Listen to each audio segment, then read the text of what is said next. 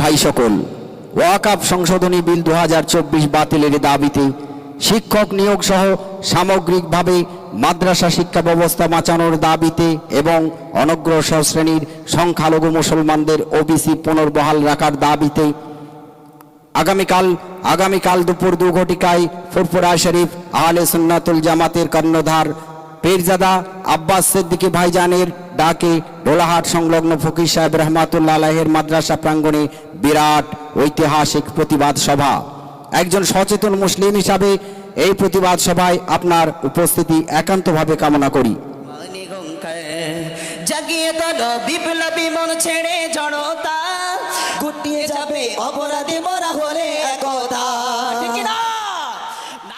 সুপ্রিয় বন্ধুগণ, রাজনৈতিক ফায়দা লুটের এই জঘন্য খেলায় অবহেলিত, পদদলিত, জর্জরিত মুসলিম সম্প্রদায় কোণঠাসা হয়ে পড়েছে।